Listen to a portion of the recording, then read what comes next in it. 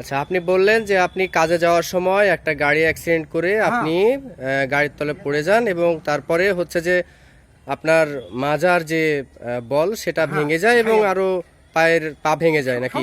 এবং পা ভেঙে যাওয়ার মানে কতদিন আগে এটা ঘটেছিল? 3 বছর হয়ে গেল। 3 বছর আগে আপনি অ্যাক্সিডেন্ট করেছিলেন। মানুষ, আমার কাছে কিছু নাই, আমি চিকিৎসা হইতে পারিনি, ভালো হইতে পারিনি।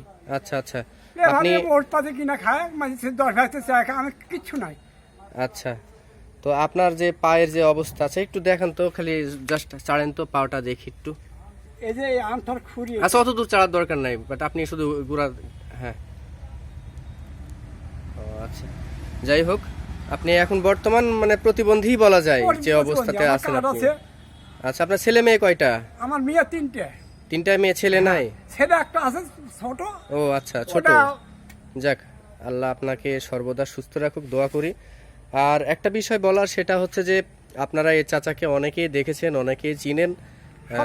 হ্যাঁ, এই তালন্দ বাজার এবং তানোর, এই তানোর থানার মধ্যেই উনি প্রত্যেকটা হাটে হাটেই একটু যায় এবং সবার কাছ থেকে যতটুকু যা পারা যায় একটু সাহায্য সহযোগিতা নিয়ে তার পরিবারটাকে উনি সচ্ছলতার সাথেই বহন করে আসছে। তো সেই জায়গা থেকে এতটুকুই বলার যে আপনারা যে যা পারেন চাচাকে দিবেন এবং সে দেওয়ার মধ্য থেকে তার একটু ভালো থাকার কারণ হতে পারে।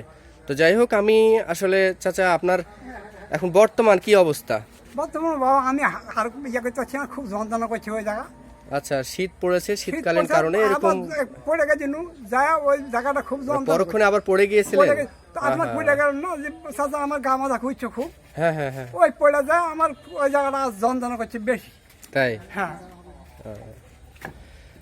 আচ্ছা, যাই হোক, আমি আসলে ওষুধ কিনে খাইতে পারি না, সংসার একটু খাই, আপনারা যা দেন ওটাই দিয়ে যাই আমি। যে কান্না করার দরকার নেই, তো সমস্যা নেই। আমি আসলে আজকে দোকানে আপনি চলে এসেছেন, তো এখানে টাকাটা নেন, এখানে 1500 টাকা আছে। হ্যাঁ, আচ্ছা বাবা, টাকাটা গুনে নেন আপনি।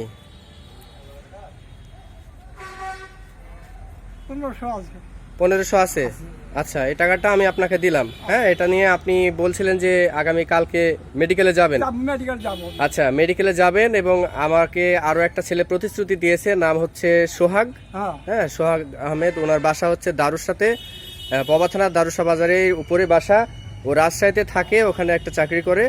তো আপনি বলেছিলেন পপুলার হাসপাতালে যাবেন, তাই বলেছিলেন? আচ্ছা, ওখানে আপনি যাওয়ার পরে আপনাকে নাম্বার দিব ওর, তখন আপনি তার সাথে যোগাযোগ করবেন। সে কিছুটা ওষুধপত্র যা মেডিসিন দরকার হবে সেটার জন্য একটু সহযোগিতা করবে আপনাকে, ঠিক আছে? আর আপনার সাথে যে লোকটা যাবে তাকে আপনি নাম্বারটা দিবেন, আপনাকে ভিডিওর পরে আমি আপনাকে নাম্বার দিয়ে দেবো, ঠিক আছে?